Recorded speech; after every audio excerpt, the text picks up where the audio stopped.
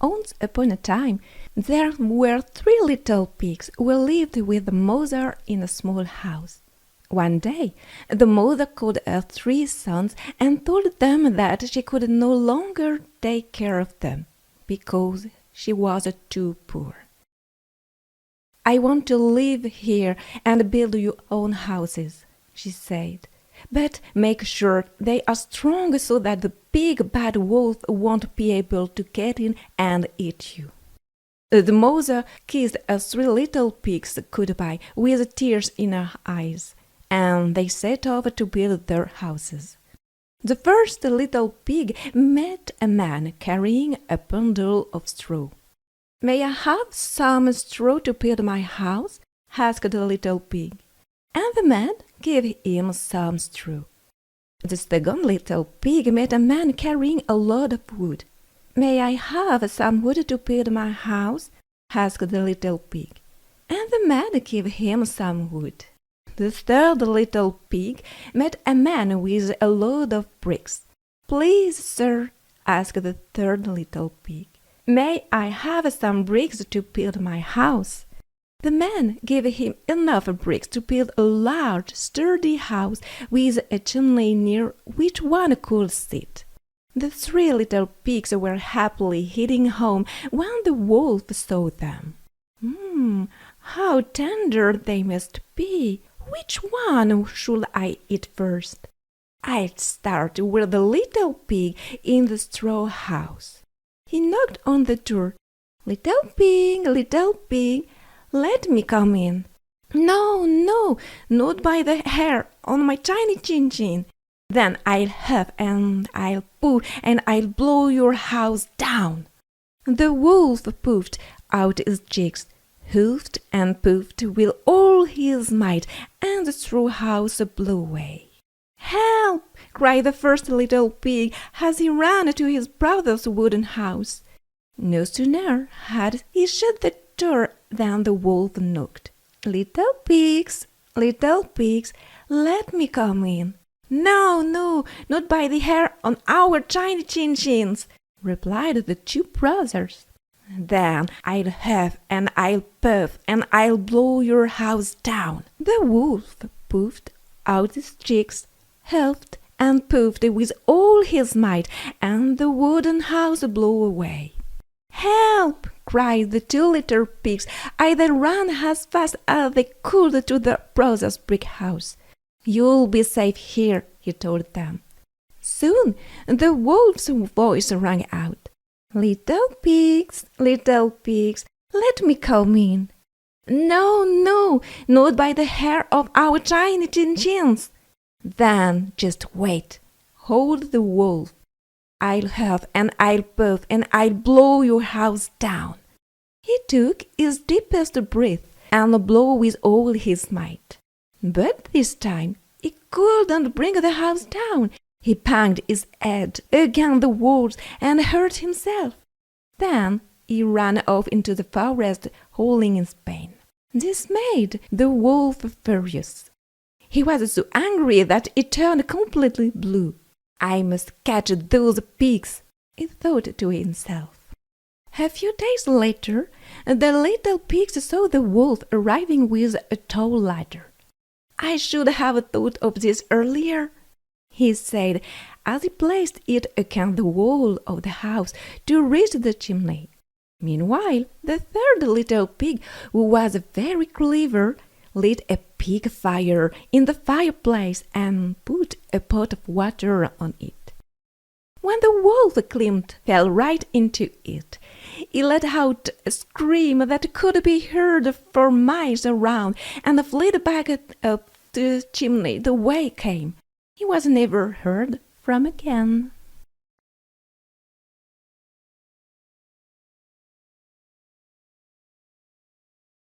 Once upon a time, there was a little girl who always wore a little Red Riding Hood. As it suited her so well, she eventually came to be known as Little Red Riding Hood. One day, her grandmother fell ill. Little Red Riding Hood's mother baked a cake and called her daughter.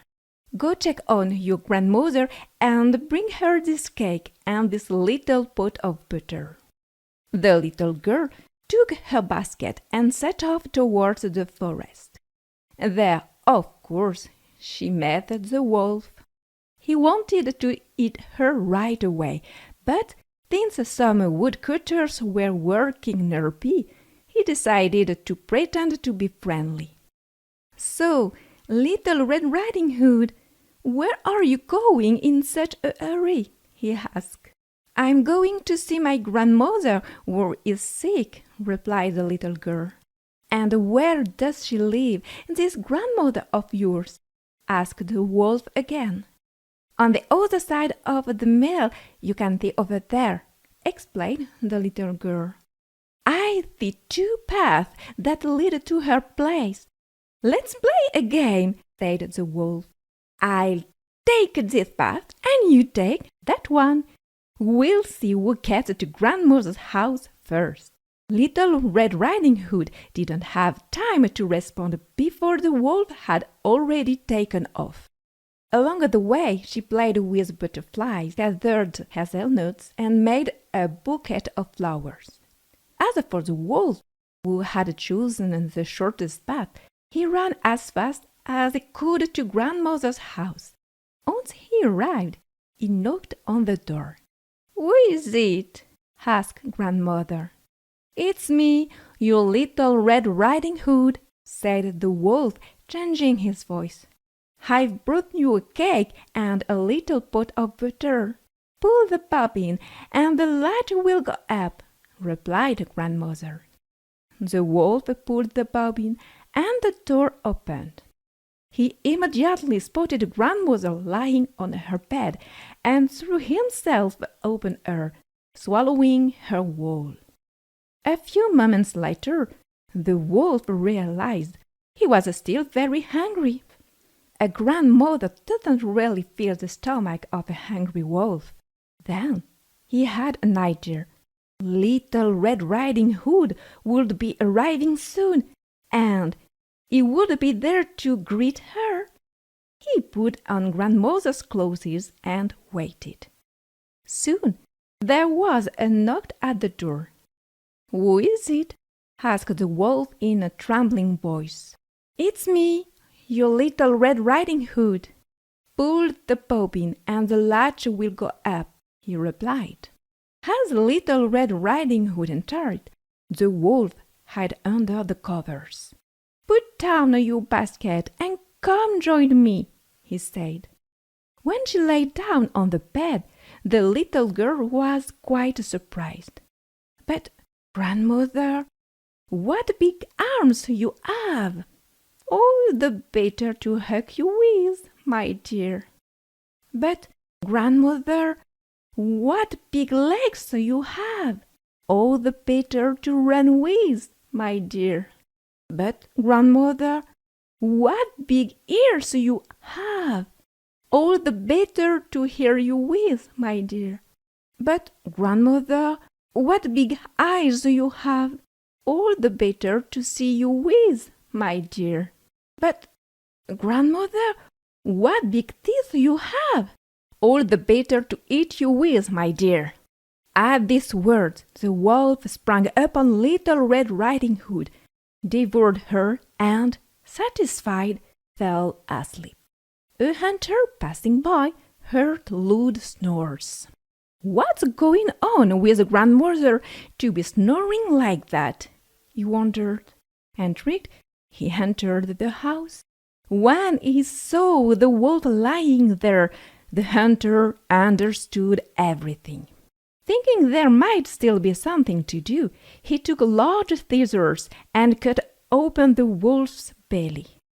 Grandmother and the little girl emerged safe and sound. Little Red Riding Hood, still trembling with fear, then promised never to speak to a wolf again, even if he pretended to be friendly. Once upon a time, there was a prince who longed to marry a princess, but not just any princess. He desired a true princess. So he traveled the world in search of the one who could become his bride. He met many princesses, but each time a doubt lingered. Something about them always seemed suspicious, and he could never be certain that he had found a true princess. After many efforts and countless encounters, the prince returned home, alone and with a heavy heart. He was desperate, for he wishes more than anything to discover the true princess of his dreams. One stormy night, as the rain pounded against the windows and lightning lit up the sky, someone knocked at the castle door. The old king hurried to open it, and there, in front of him, stood a young woman. But, oh my, what a sight she was! Rain dripped from her hair, her clothes were soaked and dirty, and her shoes were filled with water. Yet, despite her miserable appearance, she claimed to be a true princess. "We shall soon find out," thought the old queen mischievously. She let the young woman in without a word, and discreetly made her way to the bedroom. There she removed all the bedding from the bed, leaving only a single pea at the bottom of the mattress. Then she piled 20 mattresses on top of the pea, and another 20 divans on top of the mattresses. This was the bed prepared for the princess. The next morning, the queen eagerly asked the young woman how she had slept. "Alas, it was terrible," the princess replied. "I barely closed my eyes all night. God knows what was in that bed, but I was lying on something so hard that I have bruises all over. It was dreadful." Hearing these words, everyone knew that she was a true princess, for only skin as delicate as hers could feel a pea through 20 mattresses and 20 divans. The prince, convinced that he had finally found a real princess, married her without delay. As for the pea, it was carefully preserved in the royal museum, where it remains on display, unless someone has stolen it. And so, the story I have just told you is as true as the princess herself. Once upon a time, there lived a mother who had 3 sons. When the man died, he left the mill to his oldest son. The middle son received his donkey, while the youngest son was given his only other possession, a cat. The young man felt sad. Seeing the young man sad, the cat went over and rubbed his head against the young man's leg and spoke. The young man was astonished. "Yes, I can talk," said the cat. "And if you would like to buy me a handsome pair of boots and a large leather bag, I will make you a rich and happy man." Although the young man was poor, and the few coins he had in his pocket was all he possessed, he was so astonished that his cat could talk. He went out and bought the boots and bag. Dressed in his brand new boots, the cat put bait in the bottom of his leather bag, threw it over his shoulder, and set out over the fields. Using his cunning, the cat caught a plump rabbit. Now, you would have thought that the cat would have gone back to the young man and given him the rabbit to eat as he was hungry. But no, the cat had bigger plans. With the boldness of a lion, this clever cat took his plump rabbit straight to the king and presented it as a gift from his master, the Marquis de Carabas. As he bowed low to the king, he noticed the king's daughter sitting beside him. She was beautiful, and when she smiled, the whole room brightened. He bowed to the princess, who smiled back. Every day, the cat came to the king's palace, presenting gifts from his master, the Marquis de Carabas. Every day, he bowed to the princess, and the princess smiled back. The cat soon became a favorite at the king's palace. One day he overheard the king planning a carriage ride along the river bank with his daughter. He raced home and told his master, "Do what I say, and fortune will smile kindly on earth. Opportunity is knocking on our door."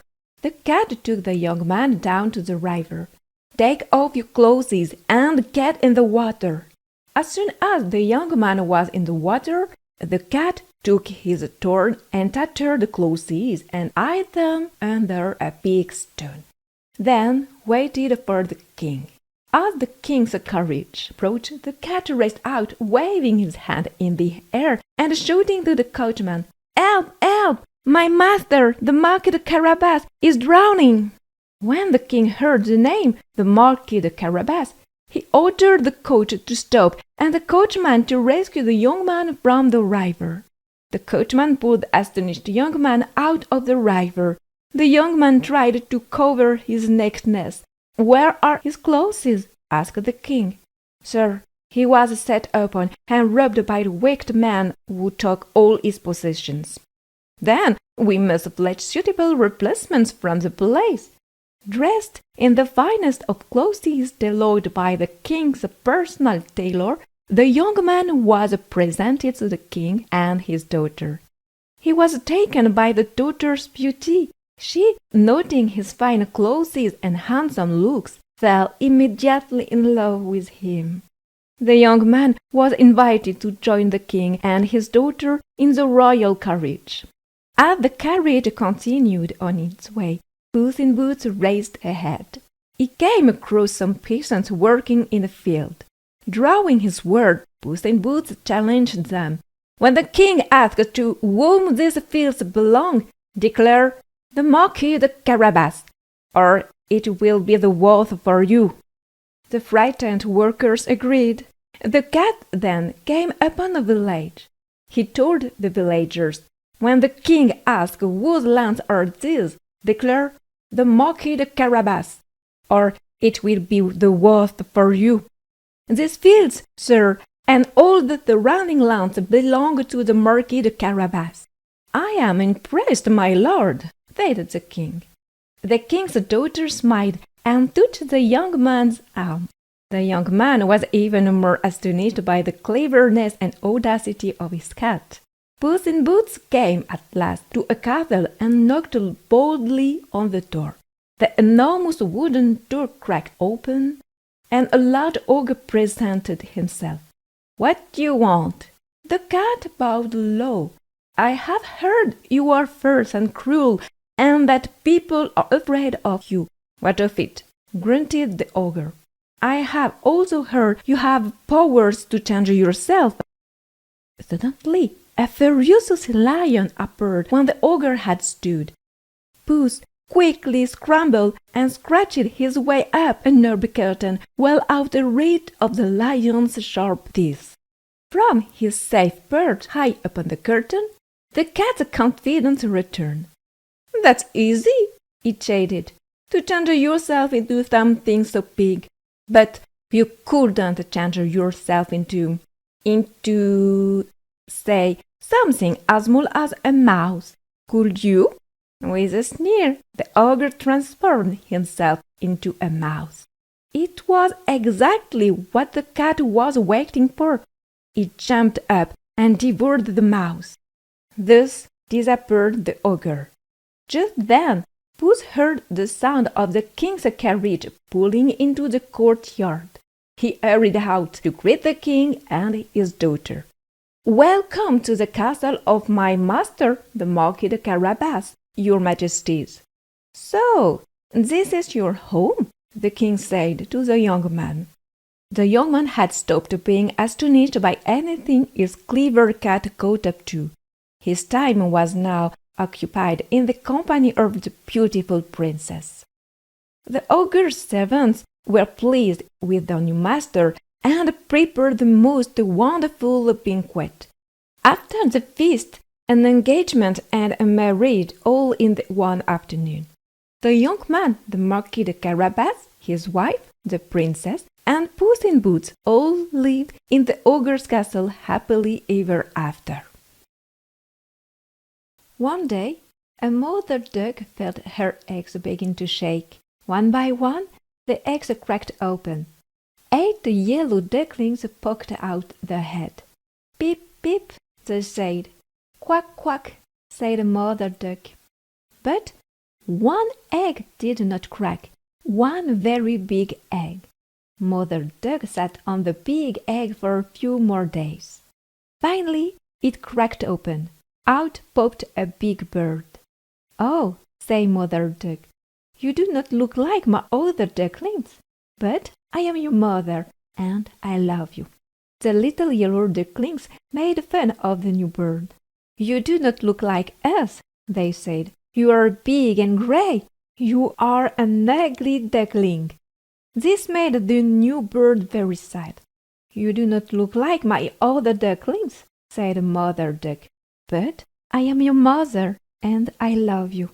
The ugly duckling looked for someone to play with. He went to the farm pond. "Will you swim with me?" he asked. "No," said the ducklings. "You are too ugly." "No," said the frogs and turtles. "You are an ugly duckling." Then he tried the farmyard. "Will you play with me?" he asked. "No, no," said the horses. "You are too ugly." "No," said the pigs, and they laughed at him. The sad, ugly duckling went back to the farm pond. "No one will play with me," he said to Mother Duck. "I am too ugly." "You do not look like the other ducklings," said Mother Duck, "but I am your mother, and I love you." But the ugly duckling was not happy, so he flew away. Soon the ugly duckling found a small pond. No one could say he was ugly. No one could make fun of him. Time passed, and the ugly duckling grew up. His wings were wider. His neck was longer. His feathers had turned white. He had changed, but he did not know it. Then, one day, 2 big white birds flew over the pond. "What beautiful birds!" thought the ugly duckling. "I hope they'll stop to visit. I am lonely." The birds flew lower and lower and landed on the pond with a splash. "Hello," said the ugly duckling. "Who are you?" "We are swans," said the big white birds. "Just like you." "I am not a swan," said the ugly duckling. "I am an ugly duckling." The swans laughed. "Look down at the water," they said. "What do you see?" The ugly duckling looked down at the water. "You're right," he cried. "I am a beautiful swan." The ugly duckling was very happy to be a beautiful swan. He flew off at once to visit the farm. "Hello," he said. "Do you remember me?" "No," said the ducks. "No, no," said the frogs and turtles. "We've never seen you before," sniffed the horses and pigs. "I am the ugly duckling," cried the swan. All the animals said, "You are too beautiful to be the ugly duckling." "I grow up to be a beautiful swan," he said. All the animals were happy to be with such a beautiful bird. Then the swan saw Mother Duck. "Hello, I am your ugly duckling," he said. Mother Duck did not care if he was a duckling or a swan. She said, "You do not look like my other ducklings, but I am your mother, and I love you." Once upon a time, there was a beautiful girl named Cinderella. She used to live with her stepmother, stepsisters, and her father. Her father used to stay out of the town on business, and her own mother died long ago. The behavior of the stepmother and stepsisters towards Cinderella was very mean and self-centered, and they used to make her do all the household chores, like cleaning the house, cooking, ironing clothes. Stepmother used to boss her and give her orders all the time. "Why are you sitting, Cinderella? Who will make the preparations for the dinner? You need to clean my room also after that."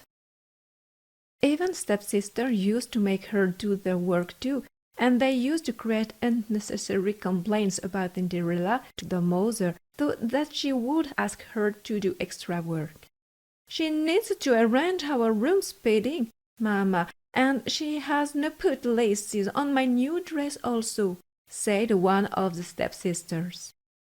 However, Cinderella, being a kind-hearted girl, never replied back and kept doing all the work in silence. Day passed and turned into years, but her misery never ended. One day, everyone in the town got an invitation from the palace for the royal ball. The king and queen wanted their son to choose his wife and future queen. Therefore, everyone was invited. The invitation read like, "The king and queen request the honor of your presence at the royal ball. The king wants to choose the bride for the prince and future king. Be there with your family to have a gala time." The letter reached Cinderella's house too. Cinderella's stepmother instantly ordered Cinderella to design beautiful ball gowns for her and her daughters. Cinderella thought in her mind, "I will make beautiful gowns for everyone. I hope Mamma will take me along too." But on the final day, the stepmother and stepsisters gave her more household work to complete, and at last left her home, citing her competence in finishing the work on time as the reason. "We are getting late, Cinderella. You cannot do one work on time. Right now you cannot come with us, as there is so much left to do," said the stepmother. Her stepsisters also secretly tore her dress to add to her agony. Left alone in the house, sad, Cinderella cried and said, seeing the sky, "Dreams never come true, never." At the same time, a fairy appeared in front of her and said, "Don't be afraid, my child. I am your fairy godmother.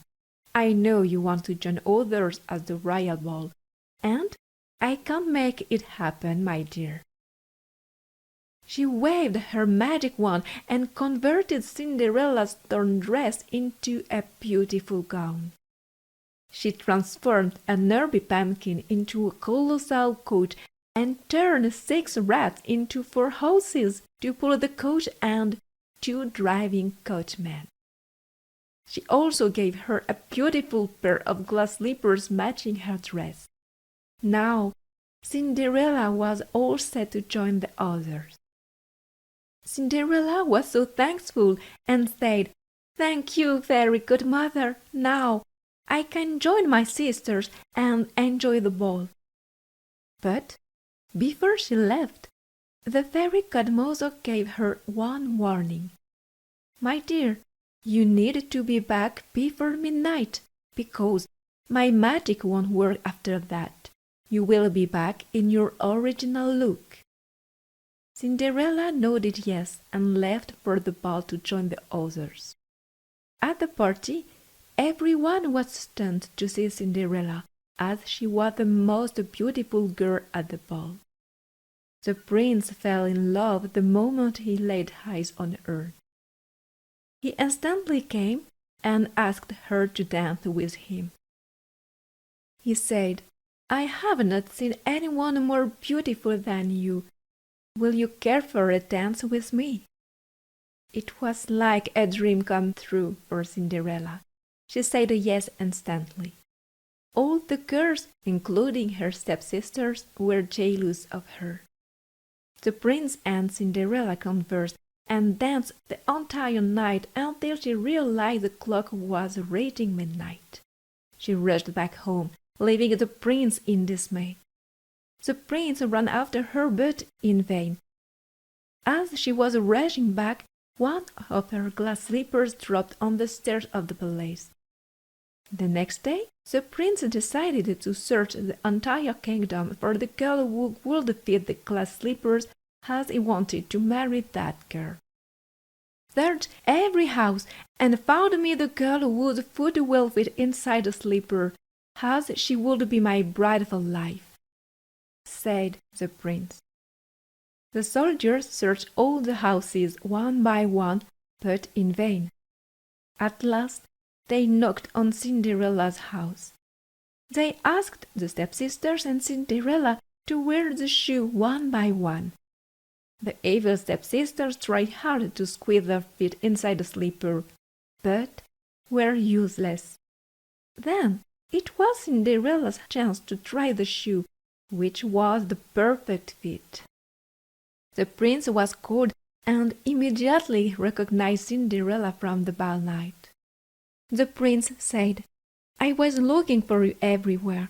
Why did you leave me like this? Now I will not let you go. Will you marry me?" Ecstatic Cinderella said yes instantly. Later, they got married in a grand ceremony and lived happily ever after.